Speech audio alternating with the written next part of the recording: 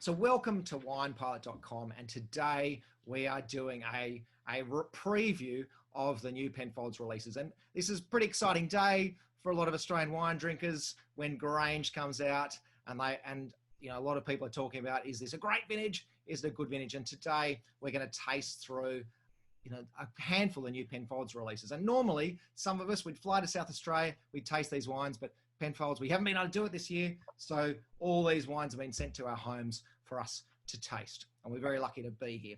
So today, the group of us, we're going to just taste the wines. We're going to discuss them and just have a bit of banter as we normally would at these kind of tastings, which is really what we do. So firstly, quick introduction of the fantastic people we have here, some contributors to winepilot.com. We have Jenny Port, who is the longest standing wine writer at The Age, which is, fantastic wine writer, which it's great to have her here. We have Erin Larkin. Erin's written for Gourmet Traveller Wine, written for Halliday's Wine Companion, The Post, fantastic wine judge and wine writer as well. We have James Atkinson from Drinks Adventures. Drinks Adventures, if you don't know it, it is Australia's leading Australia's leading podcast in the food and drinks category. So, it's great to have James here. Everyone sign up to Drinks Adventures because it's a fantastic podcast. Tony Love, 10 years as the News Limited national wine writer. Great to have you here, Tony. Kenny Gargett from the great state of Queensland. How long did you write for the Courier Mail, Kenny? 15, 20 years. 15 or 20 years for the Courier Mail. We also have Melissa Moore next to me in Sydney. Melissa she's head sommelier for the Merivale Group in the eastern suburb in places like Hotel Centennial. So, great crew here today. And the way we're going to do it is basically we've all kind of chosen a wine that we're going to talk about, and then we're just going to have a bit of banter, bit of Top Gear, bit of Margaret and David style, talking about the wines. But to begin with, we're going to speak to Ken, because Ken was the lucky one of the lucky ones amongst us. Tony was as well, getting to see 18 wines, getting to see the whole Penfolds selections. And Ken, what do you think about this year's Penfolds releases? I thought as a collection across the board, it's as good as I've ever seen from them, I think. Not everything's perfect, but there were some unbelievably good wines.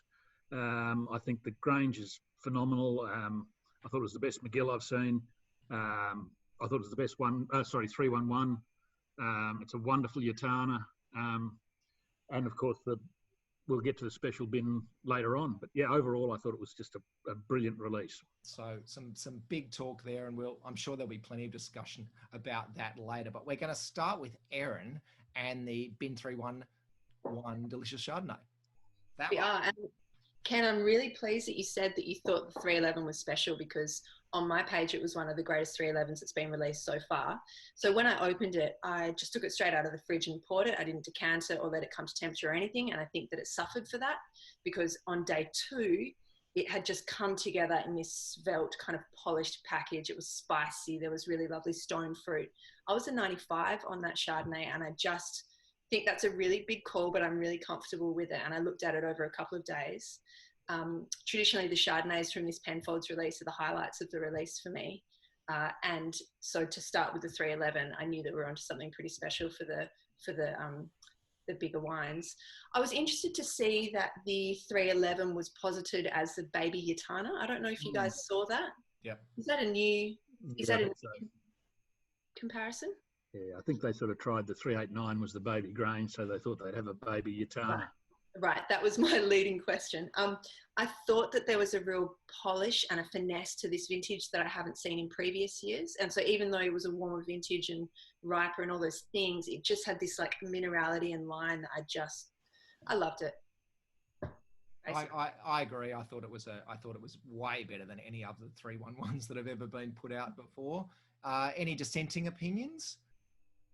No, Angus, I've never particularly liked 311, and maybe that's because you see 311 along with Reserve Bin A and the Yatana, and those two are always so far ahead of it that it makes it look pretty ordinary. And maybe if you looked at it by itself, it'd appear a bit better. But this time, I thought the best one I've seen by a long shot. Yeah. But apparently they talk about, I can't remember the 05, but that was the first one, and they talk about it as being a pretty special one as well. But part of, I mean, the fruit sourcing, I think, is because traditionally there was a lot of Tumbarumba in there, and now I think Tumbarumba was number 3. So it was Tassie, Adelaide Hills, Tumbarumba. I've never been a massive fan of Tumbarumba Chardonnay myself, to be honest. And I just think that Tassie fruit just had this, so it was almost Chablis-like, I thought, in some ways. Like, it really had this purity and this focus and this, and I loved how, compared to the next one particularly, it was so reserved. It was so embryonic and youthful. Jenny, what about you? Well, remember though, there is a different price point with this wine. It's $50. The others are considerably more expensive. Yes. I enjoyed it. I did see kind of similarities with the citrus was there, but there were similarities, I thought, with Riesling, which is your Chablis, I think. Beautiful aromatics coming through on that wine. Yeah. And just Can I ask, you say, the different price point, which is correct, and this year at $50, it looks like good buying to me. Have you ever thought it was worth $50 in the past? Because I always thought it was way overpriced. No. I'm not even 100% sure that it is $50 worth now, to tell you the truth. I don't know whether I would pay that amount. It is a lovely wine. I could see more. You're a wine writer. You don't pay for wine. Than others. I do care. As the West Australian person here, can I mention that I am awash in a sea of West Australian Chardonnay most days of the week, which I think is a great honour. I love Margaret River Chardonnay. And so for me to say to you that I think in the best years the Reserve Bin A Chardonnay numbers amongst Australia's very best is a really big deal. And I think that this has it is not Reserve Bin A or Yatana, but it has the hallmarks of that polish and that pristine sort of quality that make the very best Reserve Bins some of the greatest in the country. So yeah, I know, I agree. Any other thoughts, Tones? I agree with Erin in terms of its polish and its and there was a sort of glossiness to it.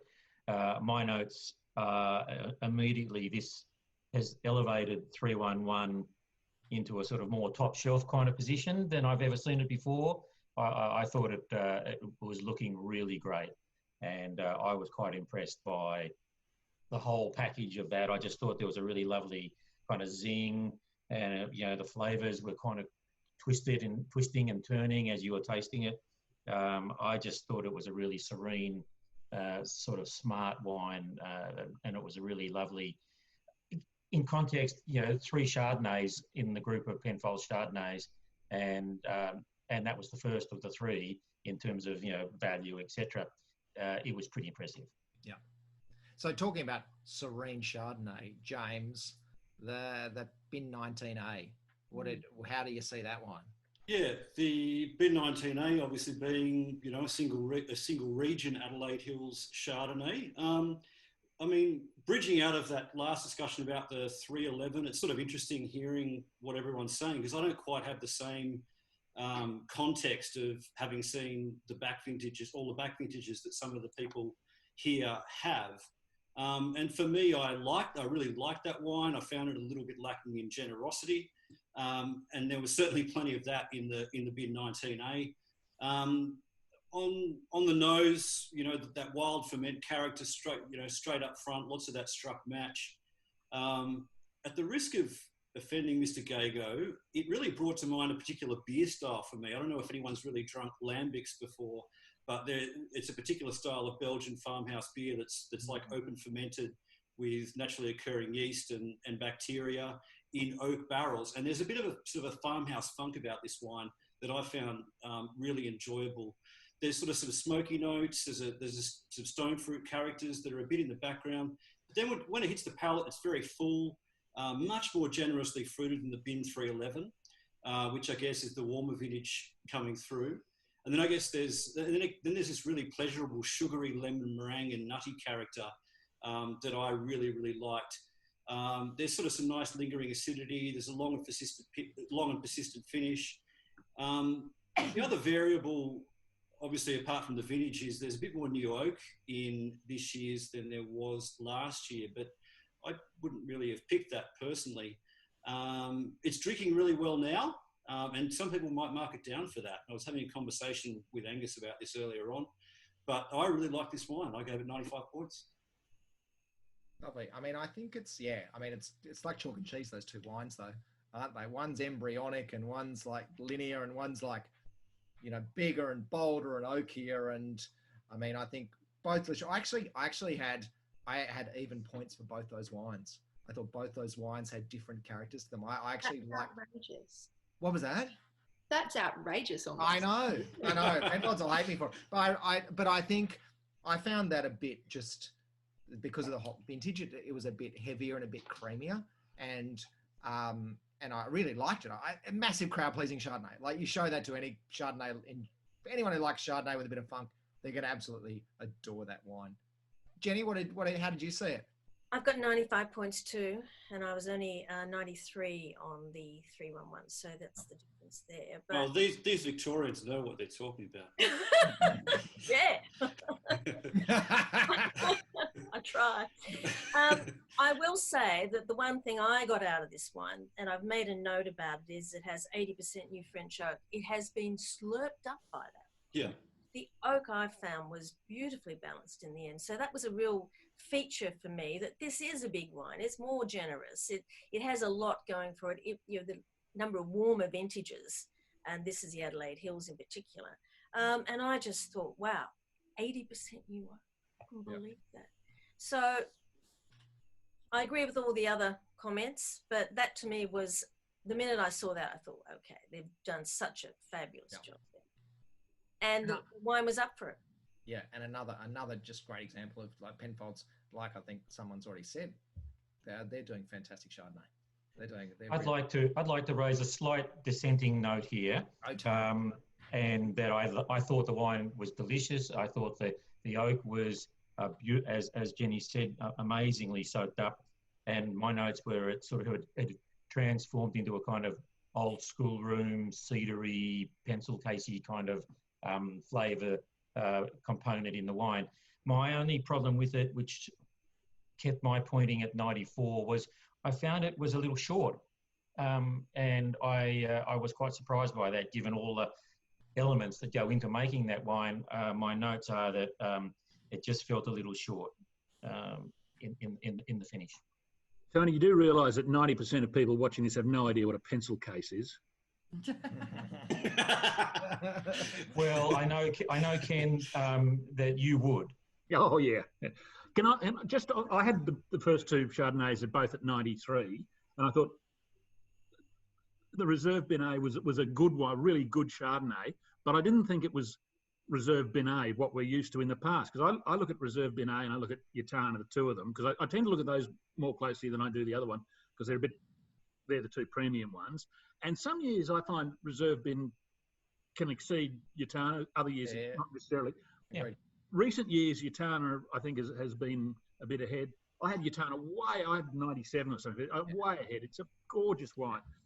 I didn't think that the Reserve Benet, as good as it is, gave what you expect from a Reserve Benet. I mean, Yattarna is that sort of well-structured, perfect, well-behaving school prefect.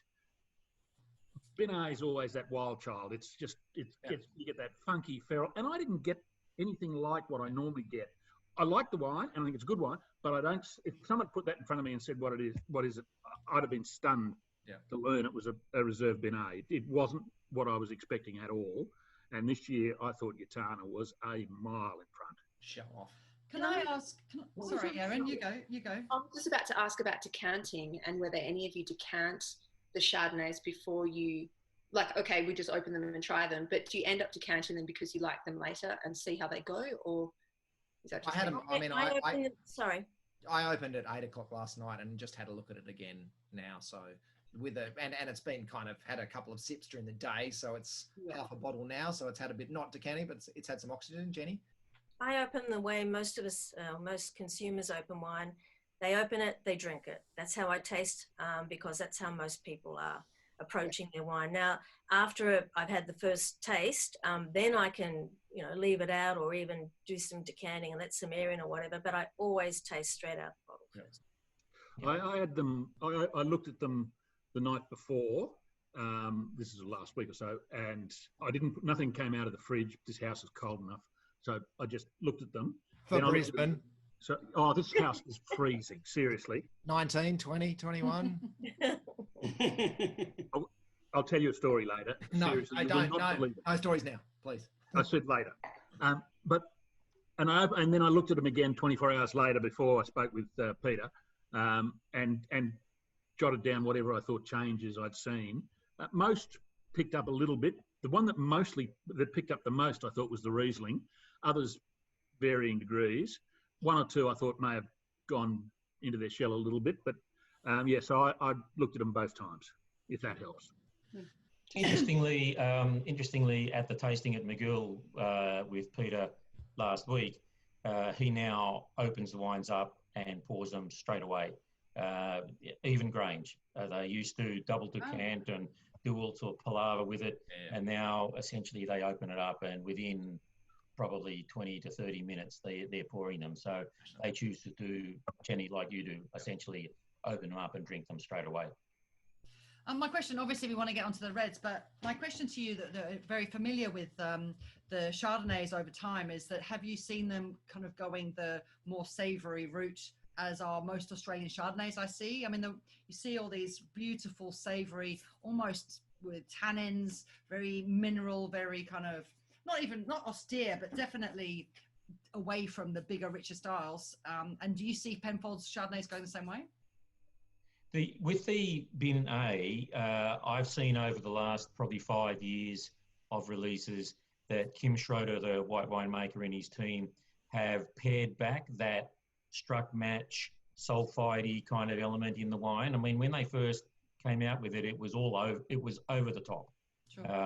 But over the last few years especially, and I know that this is a purposeful thing that they're doing, they are trying to pare that back to allow a little bit more of the fruit generosity to come into that wine. So they have got a specific, sort of design on letting that wine speak a little bit more of the fruit.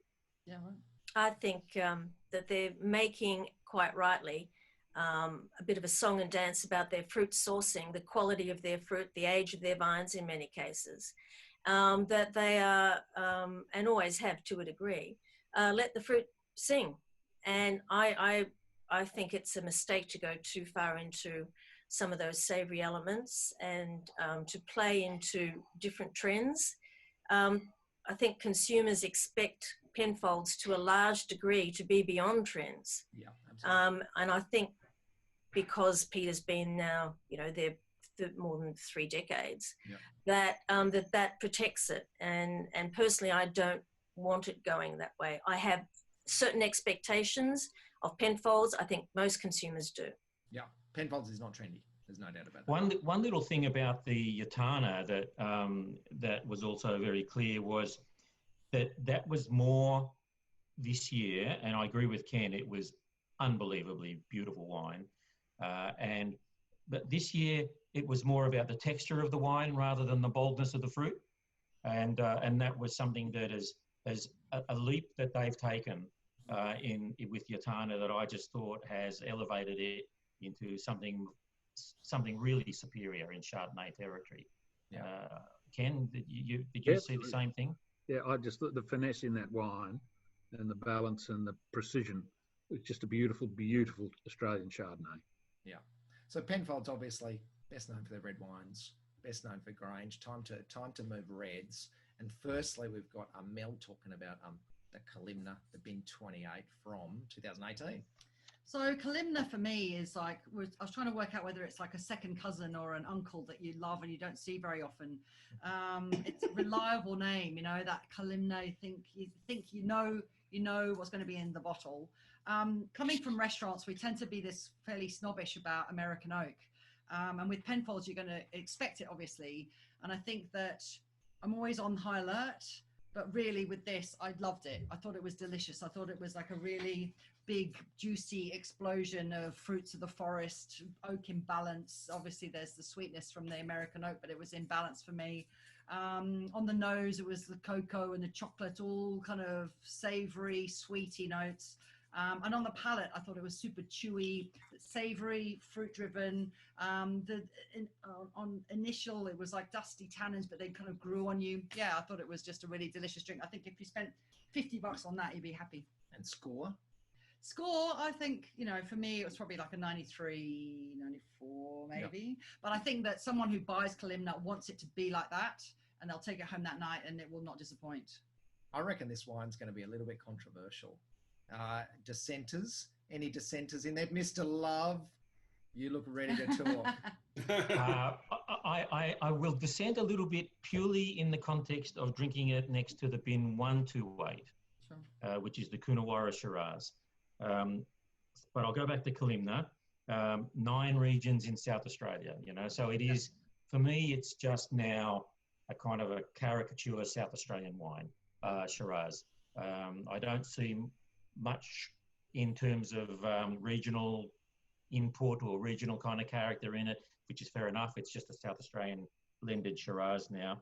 I loved all the little things in the middle with the chocolatey bits and the Kenoto and a chocolate mousse and all those kind of secondary elements. But I just didn't think it had a great personality in that sense. I just thought it was a thing they made to follow Kalimna, the name Kalimna, but it's not Barossa, it's 9 regions. I gave it 93 points as well, but in context, I gave the bin 128 Coonawarra Shiraz 95 points. I just thought that was a fabulous, cooler climate looking style of Shiraz. And I just thought it was a much more interesting wine in this release. Yeah. What about you, Erin? I was actually just looking at my note then to see what I wrote, and I literally wrote that the oak choice gives us a polishing body that makes it instantly recognisable as both Penfolds and South Australia, but it speaks of no specific place.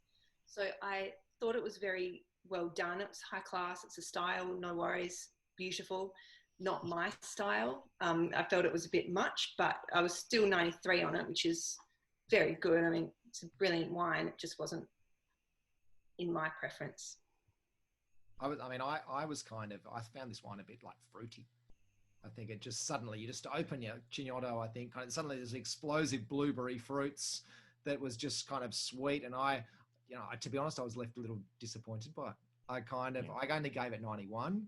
I just thought it was a nice, attractive South Australian Shiraz. But in terms of the line, this very proud line, I just thought it was not quite what I was hoping for, to us. But I mean, a warm year, obviously, and I think it suffered from that. What about you? Kenny, you seem to be like scoffing. Losing. No, I'm not scoffing. I would never scoff. I actually also gave it 93, but unlike Tony, my 93 meant I liked it. Last year, I remember. Oh, sorry, things going away. Last year, I remember when we looked at them, I thought that was one of the better 128s I'd seen, and I had them both about par. This time, I had. The 128 I thought was fine. It was down. I had it down at 89, but I had this at 93. I thought it was a much more enjoyable wine, more expression. Sure, it's not regional as such, but what Tony was saying really intrigued me because I get that same sort of attitude with 407. I just don't see the point of 407. It's all over the place. It's muddled. It's way overpriced, I think. But I know we're not talking about 407 at the moment, but to me, I thoroughly enjoyed the 28. I don't think we're talking about it, but if we were, the one I really loved of that sort of price range was the 138. I thought that was just a bottle of joy. I'd drink that every night. I think I had 95 or something for that. I just loved it. I often like that wine. Very much. Always like that wine. Exactly. It's delicious. Has there ever been a bad one? Not to my knowledge. No. Well, I'll can you step outside, Ken, and I'll fight you on that one. You didn't like the 138? I didn't. I usually love 138. It's one of my favourite wines in the collection every year. This year, I thought it was nowhere near up to par. I thought it was a tough, hard struggle to drink. Kenny. Oh, that's you have tarmac for taste buds. Okay, so we've had bin 28. Time to move on, I think, to bin 389, which is my wine, and the Baby Grange, 2018 vintage. I think it's 53% Cabernet, 47% Shiraz. I mean, this wine just screamed Cabernet really. As soon as you opened it, that cassis leafiness just was like, boom. It was just so upfront, I think, this particular wine, and just exuded loads of kind of personality. And the region is McLaren Vale, Barossa, Padthaway, Coonawarra, Robe, and Rattenwoolly. So it's got a mixed bag of some, a lot of good regions in there. I found Limestone Coast. Limestone Coast. Four of those are in the zone. Exactly. And it shows it. No, I agree. It's got that little bit of eucalyptusy, minty kind of thing. Not in a bad way, I don't think, but I agree with that. And I found this to be a charming vintage of 389. I think a really kind of, an upfront, a generous vintage of 389. Is it that 1990 389 or 96 389 or 98 389, which are pretty exceptional wines with great longevity? I was a little unconvinced. I think I really enjoyed it, but it just seemed a bit upfront again. I think just some, and I was trying to explain it to James earlier. I was saying, that's my cat, by the way, James, not yours. Mine just walked in just before. Yeah. But I just think great 389s have this lovely savoury palate. Like you get this fruit, but then you just get this kind of masculine, kind of muscular kind of palate. And I just didn't see it on this one. It was just a little bit more soft and supple. I really enjoyed it. 93 points, but I guess I was hoping for a little bit more too. Dissenters, I'm sure there's some dissent. Jenny, how are you on this one? 389 is always one of my firm favourites, and this to me was slightly disappointing. And the disappointment stems from that oak, which I think is at this stage, and this is when we normally taste 389 first up when they're released. And normally they're so intrinsically, beautifully melded fruit and oak. And it was not the case, I found, with this particular wine, that the oak is definitely overstating its presence here, more than usual. And I know oak is always a bit of a feature with 389, but it's always in balance. And the balance is missing in this wine. And I'm a little bit disappointed because this year commemorates the 60th anniversary since 389 was first made. And, it would have been nice to have had something a little bit super special. Okay. Any dissenters on that? I thought it was a very good 389, better than some of you guys, obviously, but I didn't think it was a great 389. I thought it was very good. It was one of the wines that did step up the following day. And I think that's what you're talking about with the oak and stuff, Jenny. You do see it come together over 24 hours. I know most people open it and drink it, but to me it was a better wine the next day, and it looked very good, but not. It's the ones you listed and a few others, the 10, the 8, and 16 I think was sorry, not 16. Yeah, anyway, it was a very good, not great 389. Can I ask a question about this? Because it perplexed me. Because, Jenny, what you said before about, and Tony, about them opening and serving as they show you, that's what I did with this collection. And I found that technique sort of stymied me a little bit in my assessment of the wines. And so the 389 confused me when I opened it because the oak, as you say, I found it very dominant, and it sort of hid the fruit, which I wanted to see. And so I opened, and I have some left, which has been under gas. I opened the 2008 389 to give me a little bit of context on how the trajectory of it, to kind of get my head back in the game.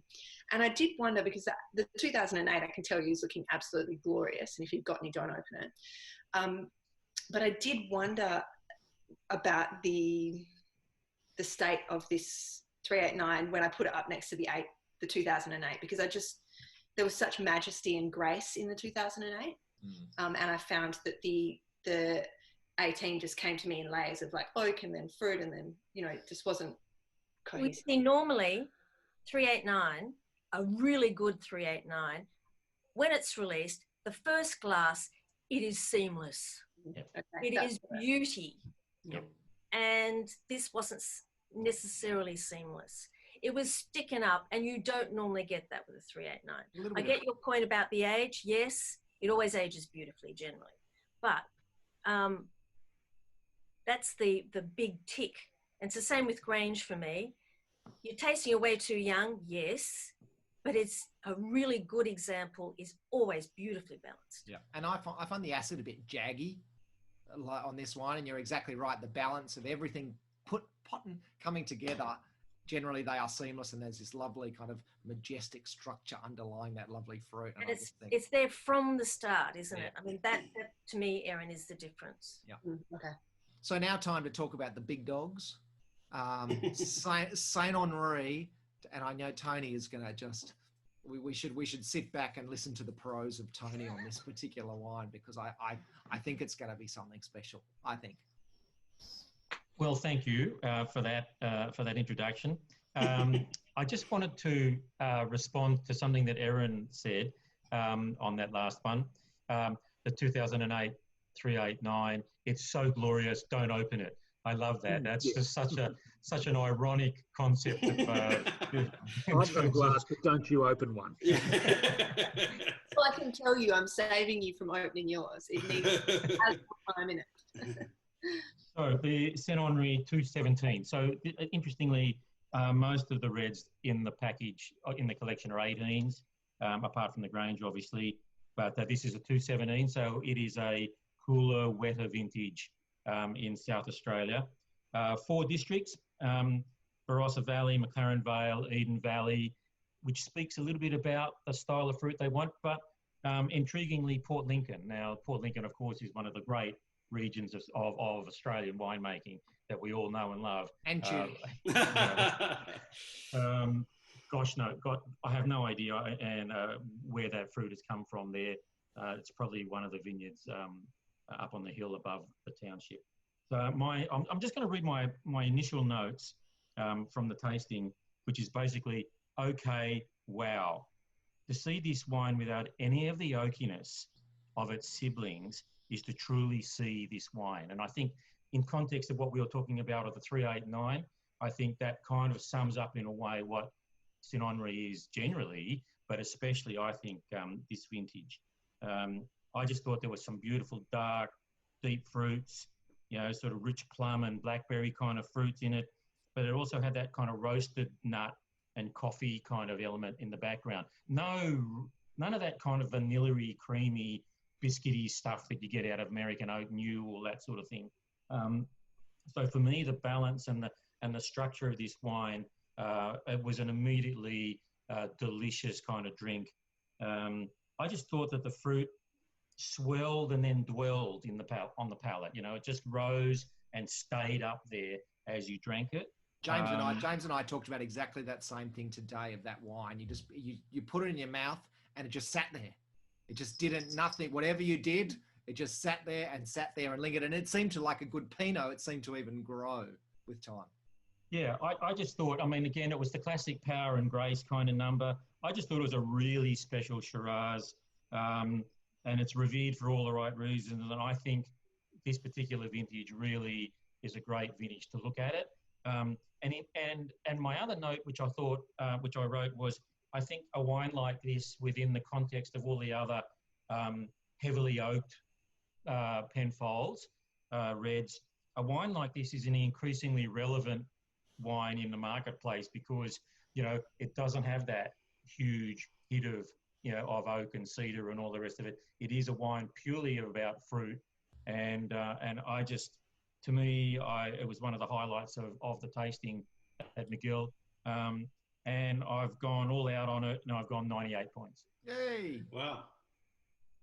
Can I tell you that I'm really, really relieved and delighted to hear you say that, because it totally thrilled me, that wine, and I'm guilty of really profuse tasting notes, but my last sentence is a real beauty, and I was on 97, and the thing that I loved about it was the fruit sweetness and the prettiness and the elegance, and it just kept going. It was awesome. And I think even more so in context with the wines, as you say, with all of the oak, it just stood up as being this kind of like image of just beautiful Shiraz. And I just thought that's very relevant to what I like to drink. So I loved it. Really, really. Jenny, I bet this was right up your alley too, Jenny, so to speak. Yes. It's a wine that many of us kind of grew up with. It's kind of always been there. And I love the way that Peter Gago calls it Shiraz Unplugged, which is exactly what it is. It's, again, getting back to the fruit. I mean, this is the thing that we expect from Penfolds. They've got all the best resources, especially in their own state, and you want something like this. You demand it, you expect it. St. Henri, especially in Melbourne, as far as I'm aware, this is what people buy year in, year out, and have for decade upon decade. You can't fiddle with this wine, and they never have, and I hope they never will. And it's like it's a bargain. If you look at all the other wines, I just think this is the wine that you just kind of go, poor. If I had $120 spare dollars, I would. This would be what I would buy numerous bottles of. Don't alert anybody at Penfolds to that fact, Angus. Yeah. And look, I think also it's interesting because, you take into context that it is that price differential from, in terms of Grange, for instance. 707, 169. Yeah. So, but the interesting thing is, and I'm not at all privy to the joy of having a cellar like Ken does, where he's got St. Henri's going back 400 years. So Jesus, I think he actually had the Jesus St. Henri as well. The Jesus. 2000, the 00000.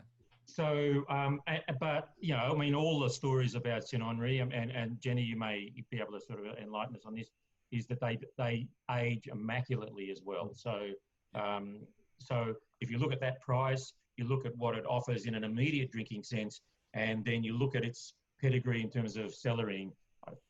It's a pretty amazing wine, I think. Yep, I agree. I was 97 points. I mean, I guess the question is, can the Grange be better than it? Ken wants to say something. Please. I mean, look, to be honest, and I can't put it in such poetic terms as whatever Tony said. That's a given. Whatever he said. I thought it was a very good St. Henri, but I didn't think it was one of the. I mean, it's not a 2010 or 2012 or a 90 or one of those wines that actually, in those vintages, matched the level of quality you got in a great Grange. Yeah. 2010 St. Henri, for example. I mean, that you could drink that ahead of the 2010 Grange. I mean, they're both spectacular. I don't think the 17 you're going to do that. From what Peter Gago's saying, he thinks 18 will be one of those 2010, 2012s. It'll be one of those superstars. I thought this was very good. I gave it 94. I love the elegance. I love the silkiness, the length. But yeah, it just didn't quite excite me as much as some of them do. Yeah. And I know, Tony, I mean, you would have been there when the first one was released, Tony, so you'd have far more experience than the rest of us. But yeah. I mean, I think what Ken's saying is it's pretty rather necessarily structural to some extent, but which I think is probably fair. But I just think it's so seductive. I think it'll age for you've got 20 years or so with it. It'll be a beautiful one. And I really agree with the price. I mean, it's the one Penfolds wine that seems to be stuck in the mud when it comes to the price. Yeah. The others are going as fast as they can up the ladder. This one just sits there. I'll edit that. I'll edit this little bit out of the video. I think we don't want them finding that. So yeah, I've got a feeling they know. I think. And it puzzles me why it's done that. I mean, do they not have the market that they once had for it, or I don't know. I mean, I'm curious to know. They probably want to keep an insider wine. They want to keep a wine. Obviously, 407, 707, Grange, RWT. They get a lot of elephant game hunting collectors coming in for those. Why would you? Yeah, I'd shoot it too. I mean, it's 407 and St. Henri are not far apart now, and 407 is more expensive than 389. I mean, I spoke to Peter about this, and he was saying they get no complaints about price, and they sell all they make, and they could sell a lot more. So far be it, you can't argue with that. But yeah, I think. Now talking about price, Jenny Port, the latest Grange is $950. So the question is it worth it? They're aiming, aren't they? 4 figures. They've last year was 900. Yeah. It's 950. Last 2 years were 900. This is 950. That's right. What about next year? It's going to hit the 1,000 point, I reckon. The only people who discuss this price thing are us. People overseas, they don't get into this thing about the Grange price. They just see it as the great wine of Australia, or possibly Hill of Grace, and they don't get into this, oh my God, it's gone up another $50. It's one of the world's great wines and deserves to be priced accordingly. Yeah. Sadly, I can never buy the thing, but, you know. All right. Erin? Can I just, a really quick sentence about that is I raised this with my wine group the other night, not in the context of the 2016 Grange, but about the price creep with Grange in general. And one of them stood up and said, which I really agreed with, he said, it is Australia's only true luxury wine product. And I love that they're increasing the price because we look good for that wine. That wine overseas is a brilliantly loved and highly purchased wine, and get it as expensive as it can be. Yep. I mean, as a drinker and a purchaser, I don't want that, but as an Australian image, I'm okay with it. I think your friend's being harsh on Hill of Grace. I think that sits there as well. But there's less of it. But it's not. There's less of it. Well, that may be, but that doesn't necessarily mean there's less Petrus than there is Mouton. Enough about the cash, Jenny. Tell us. All right, sorry, I did point out that I should have left it alone. Clearly, you were asked by Amy. But I did think I can see it going up. Let's face it, it's heading towards the $1,000 point. Is it worth it? I don't have the money for it. Doesn't mean much, does it? It is probably worth it to a number of people who can afford it. I worry why they buy it, but that's their business. And I worry whether it is just an investment wine for some people. But again, that's their business. So we're going to talk very quickly before you do that. I know that we get into this, is it worth it thing, but it's almost like saying, is it $20?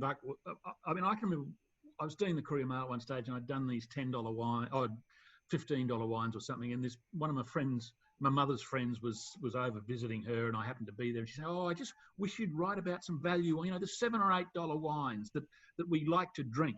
And she drove away in a 7 Series BMW. And I thought, for God's sake, seriously, it doesn't matter whether it's 20 or 1,000. It's a question of, is it worth it? And can it sell? Yeah. And Grange sells out. So you can't say it's not. It is to some people. I mean, I don't think we should focus on this value cost. I think we should look at what the wine's like. Tell us about the wine. Tell us about the wine. Okay, it's 2016. It has 97% Shiraz, 3% Cabernet, in keeping with previous releases, $950. I found it interesting that there are only 4 major sourcings for it: Barossa Valley, McLaren Vale, Clare Valley, and McGill Estate, which is the same as the 2015 sourcing, but minus Coonawarra. And if I get to talk to Peter, I will definitely raise why Coonawarra is being sideways there. Is that sidelined? Sidelined. 14.5% alcohol, on the generous side, but again in keeping with previous releases. Okay, 18 months in American oak hogsheads, 100% new. Okay. We got some warmer vintages, or warmer vintage here from certainly McLaren Vale, but outstanding vintages, I think, all round. Okay, in general, I would say it's a finer edged, more elegant Grange that retains the usual degree of Grange power, but is far from muscular. I think some of the releases, going back 5 years or so, were and have been quite muscular. They appear to be overbearing to me. And it is a powerful wine, but it doesn't have to be overbearing and in your face. Yeah. This is the opposite of that. I've written pretty about 3 times, which is always a good sign for me. In 1990 vintage, I wrote pretty about every second word, and it's still one of my favourite Granges. Lifted bouquet, very pretty. Bit of dark chocolate, black olive, loaded spice, cinnamon and nutmeg, orange rind, a powerful presence of aniseed and licorice strap. That is quite a strong element in that wine. Fruits are as black as night. American oak, as usual, is up to the task of matching the rich, ripe fruit, but I note that there's a lighter hand behind it this time. The winemakers are dealing with a more elegant vintage, I think, and it has been adjusted accordingly.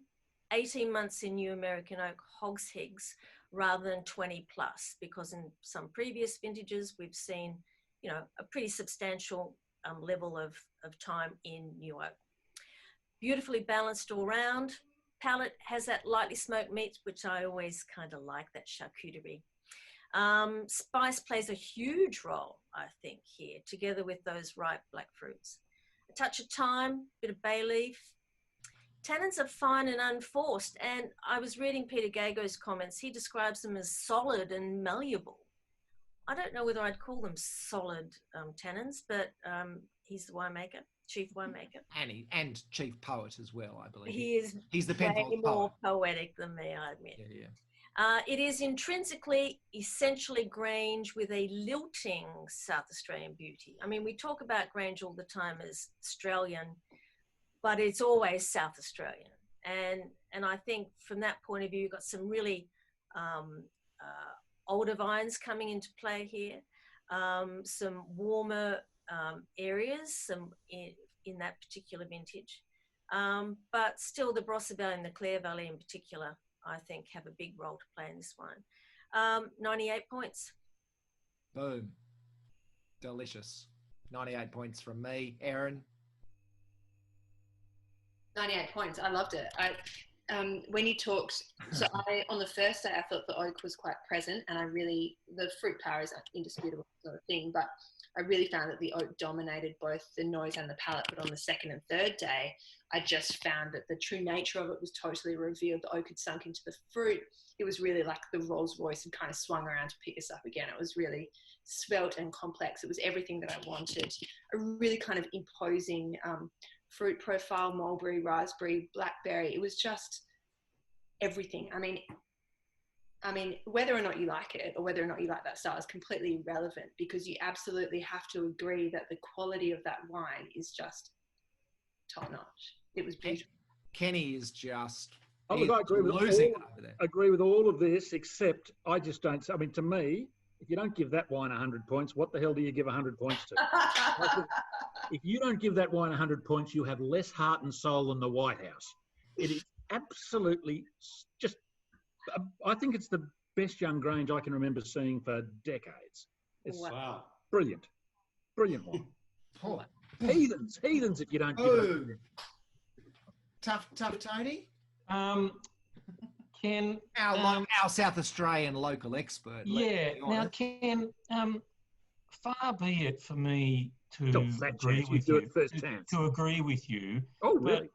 But I think what the point you raise about this, and it's a discussion I've actually had with PG and a few other people in McGill a few years ago about another wine, is how do you point wines like this? You know, I mean, do you point them upwards or do you point them downwards? Like if you start at 100 points, for instance, what are you taking off a point for, and another point and another point? Or if you're starting at 90, what are you adding points for?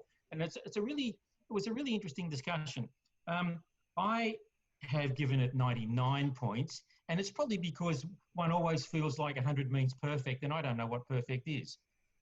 So I think it's a kind of a philosophical discussion once you get to that point. I just want to put it in context with the 2015 Grange released last year, which I thought was dense, heavy, hard, yakka, and I think if you dig a little bit deep with Peter Gago, he was sort of alluding that in comparison to the 15, this was a delicious, really pleasurable wine. I thought the weight in it was right on the money. I thought there's no question about it that it's got depth and it's got balance and it's got, all the things that are going to make Grange go forever and ever and ever. Maybe that one point that I took off was about the oak. I thought the American oak in it was maybe just a little standouty, but one expects that in Grange. And I think also a discussion I did have with Peter on the day was a discussion about VA in Grange and how VA is part of the DNA of that wine. And I felt there was I had an immediate notice of VA, that sort of formic kind of character when I tasted that wine. And I think it is part of the pedigree of the wine. Did it stand out a little bit? Maybe, but I think once you start drinking and start tasting it and you have it in your mouth, that kind of dissipates a little bit. But I just thought it was a wine of exquisite beauty and depth, and I loved it. I loved it. I think that's, yeah, absolutely. And I agree with what you say with the points. Do you go down or up? It's not easy, but to me, if it's can I ask? I actually thought everyone it'd be like sort of the ice rinks or whatever. Everyone would hold up their 10 at the same time. Is there a Grange from this century that when it was released, someone thinks is better than this one? I'm just out of interest. I mean, I think there's some 10s, 12s, 8s, 4s, 2s, all great. 4 and up there, but maybe 4 and 10 for me, just a little bit more seamless, I think, and just so. And I think of like the special bin wines. I often will go higher because I think that Cabernet with that structure just adds a bit more. I don't mean class is probably not the right word, but just a bit more subtlety to the mix is how I see it. And that's, for me, it's just, if you are looking at the great wines of the world, and I'm not saying this isn't one of them, but just it's still brutish. It's still Australian brutishness. Yes, there's an elegance to it, and Jenny's perfectly right. There is an elegance to this as a vintage, but I think it's, for me, I just want a touch more finesse to it, I think. What about, Mel, from a sommelier perspective, how does this wine fit in? Well, interestingly, we don't tend to see them fresh off the bottling line, or so to speak, if you like. I think as a complete wine, it's delicious, but I don't know how many people are tasting it like this when at 4 years old. I think that we see them at 10 and 20 years, and they're such status symbols and prestigious wines, not necessarily that people are drinking for drinking's sake. It's such a prestigious thing, so they're revered as such. But and you could be drinking a corked one. Obviously not you would with the Penfolds clinics, but I don't think people would really get it. But then you see the wine like this, where it's literally a 4-year-old baby, and I loved it too. I thought it was amazing, but I was expecting it to be oakier, more obvious oak. I think in the past, when I've seen new releases, they have been that disjointed oak versus fruit. But I think, I agree with Jenny. I think this is really delicious. I think it's delicious and in balance. And I look forward to seeing it in 25 or 45 years time, as it says on the notes. I'd like to see it in 45 years time too. We're gonna need a lot of nitrogen for that, I think.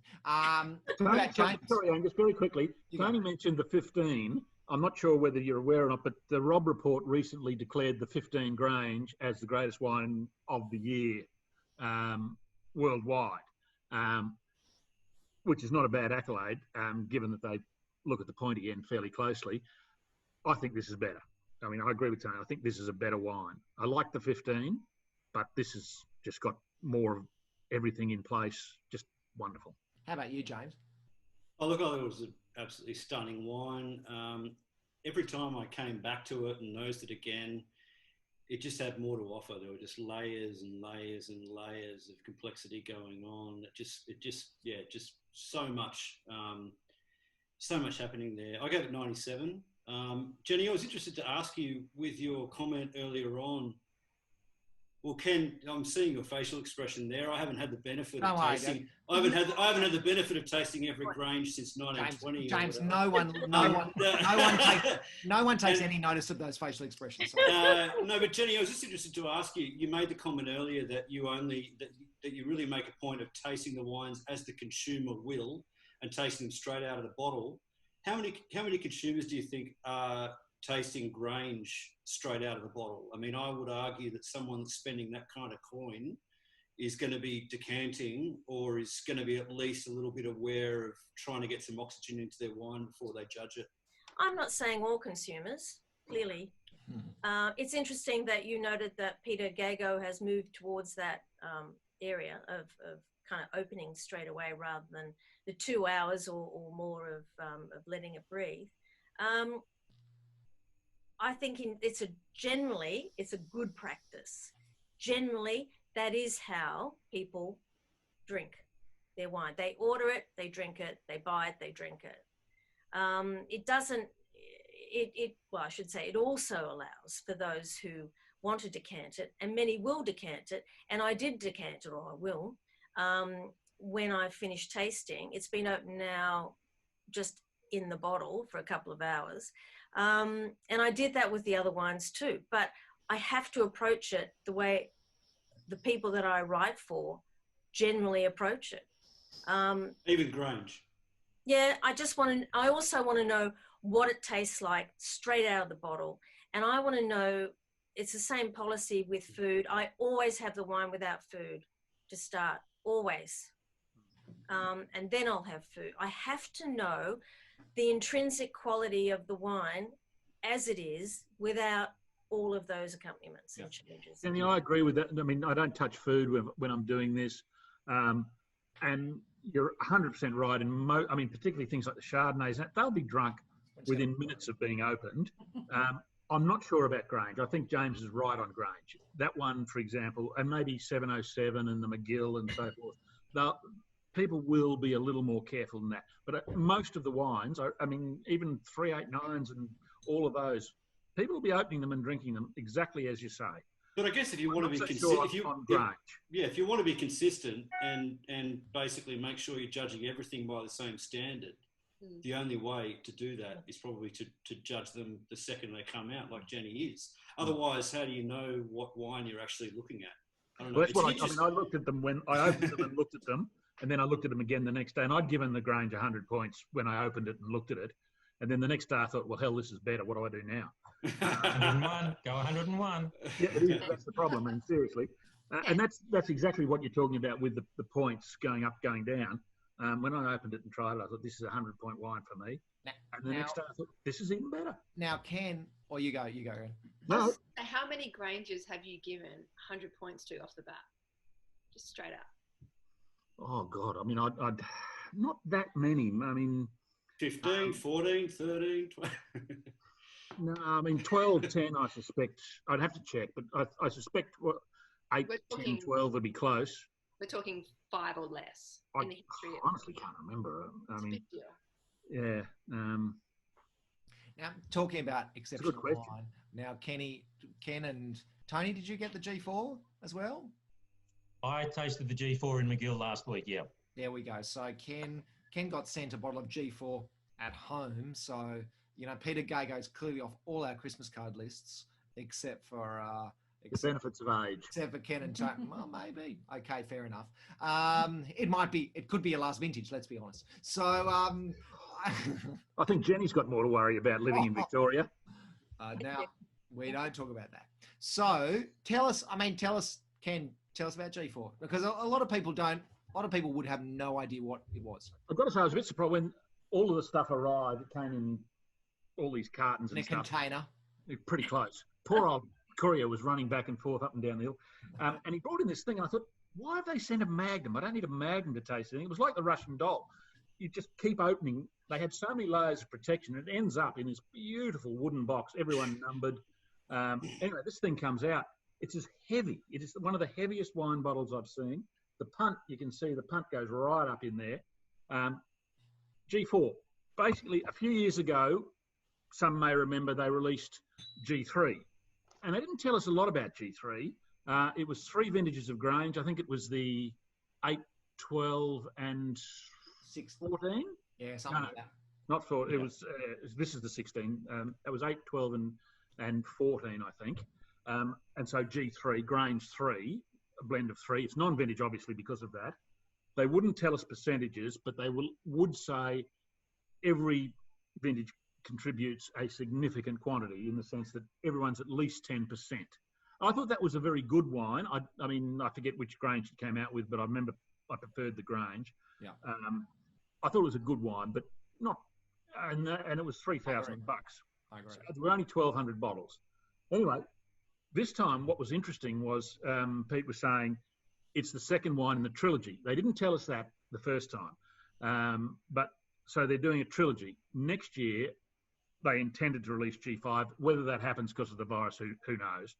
But that'll be 5 different vintages of Grange. G4, it's 2,500 bottles, 4 different vintages of Grange, $3,500 a bottle.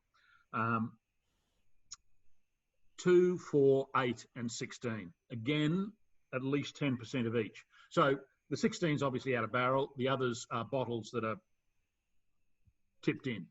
And look, it's obviously for the markets other than people like me and most of us here. It's for offshore at that sort of price, $3,500. Speak for yourself, Ken. Yeah, I'm sorry, of course. I should have you on commission. I thought, and I think it is a significant step up on G3 to me. I mean, if you look at the vintages, 2, 4, 8, and 16, it's got 4 of the great vintages. It's no afterthought, is it? Oh, overall, if I had to, I mean, look, I gave it 100 points as well because I thought it was just so fascinating, so interesting, so good. I didn't give the G3 that at all. I can't remember what it was, but it was down on that.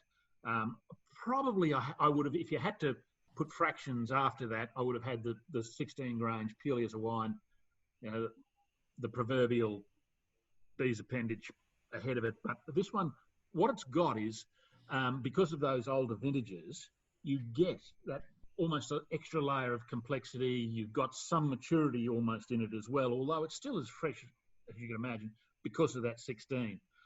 It's got incredible length, the structure, the silkiness. It's some of the, shall we say, slight criticisms that were offered to the 16 are probably not there because of that extra age has allowed all of that to dissipate and the good stuff to come through. Again, this wine will age for ages if you wanted to do that. I mean, I don't know what people are buying it for. Are they buying it as a collectible? Are they buying it to drink? Are they buying it for presents? I mean, who knows? I suspect I'll never see another bottle, but it did hold up over a day or two. I can tell you, it was drinking absolutely beautifully the whole time through. With Spag Bowl, it was just like absolutely perfect. What about you, Tony? Yeah, I agree again, Ken. I thought it was a very, very special wine. Look, you know, what do you say about a wine like this? It's a curiosity. It's an experimental thing. It's an artistic license thing. What is it? I mean, 4 vintages. It immediately breaks rules that we all think are in our head about what a wine, you know, has to be when you're talking about elite kind of winemaking. But the thing which this wine blew me away was that having the 02 and the 04 and the 08 in it allows the time of those wines, that, you know, allows the maturity of those wines to come into this multi-vintage blend. So what you see is, what you might see when they're young wines by themselves is quite a tight, closed wine that you have to wait for many years to come alive.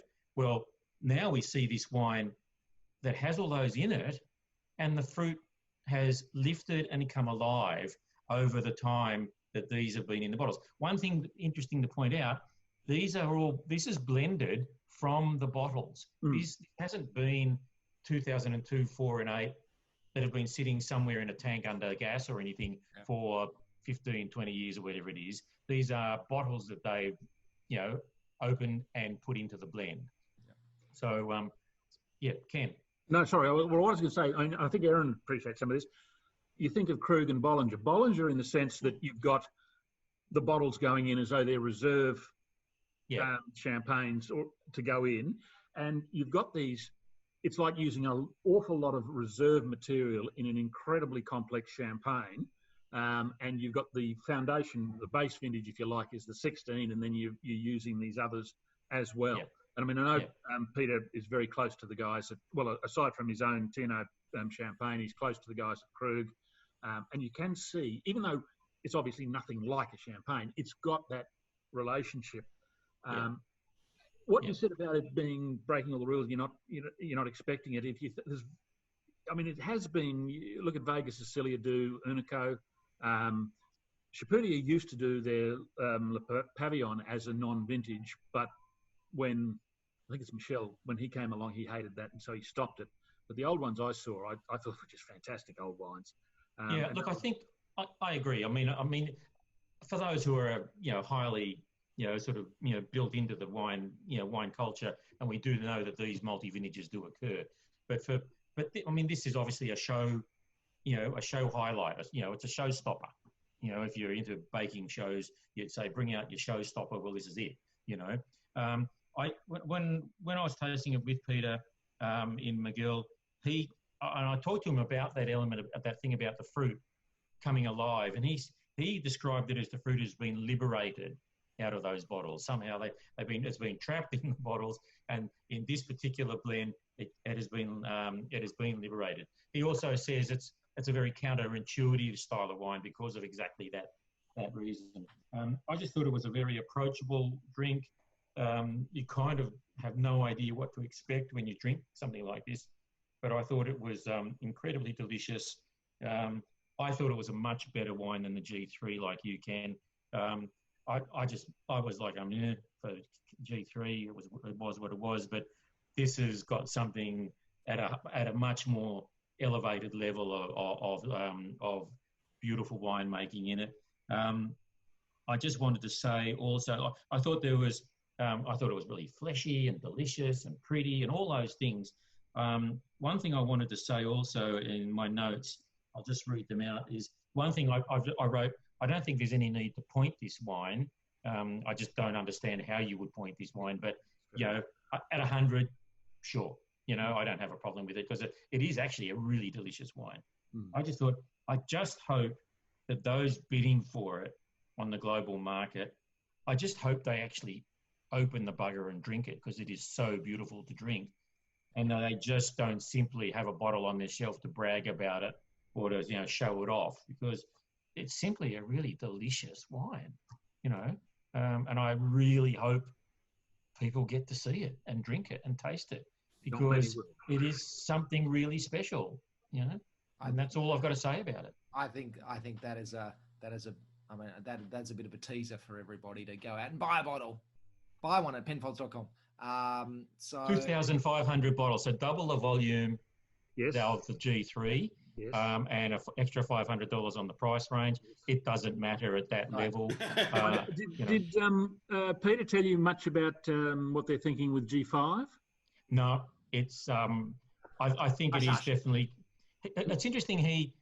I did speak to him today, in fact, and he said he wishes that he could have the volume in stock of the 1978 Grange, because he would love to put that into one of these blends, but he doesn't have anything like the volume. You can obviously. He opens these older, the verticals of these all the time, so he knows what they would bring to a blend like this. But there's obviously got to be, it raises all sorts of questions about how much Grange is there sitting in the back in the Nereid for in the Barossa stores. That you can open up bottles and bottles and bottles of it. Each of them double digit at least. So like you said, minimum 10%. So who knows what the makeup is? 150 I actually asked 46 packs. 40 cases minimum. I asked, tell me today, and he said I'm not allowed to. No, he's not. Look, he told me that there'll be just a slightly elevated production of G5, not much.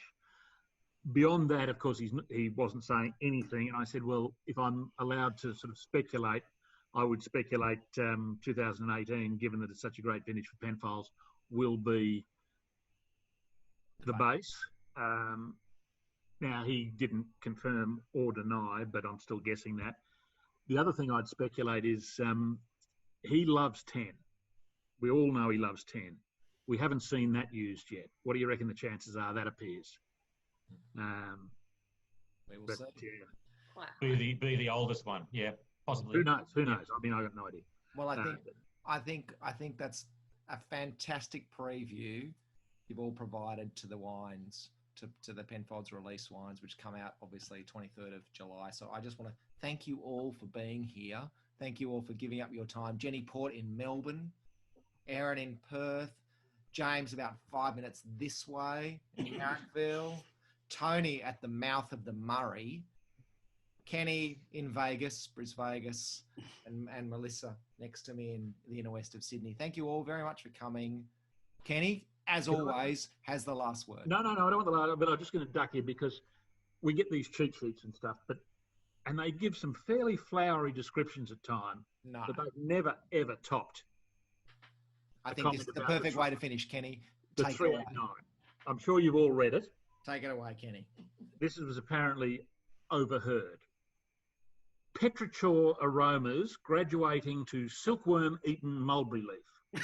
Oh, fuck it. I did look up Petrichor, but I forgot what it was now. Absolutely no idea. Silkworm-eaten mulberry leaves. What if something else eats the mulberry leaf?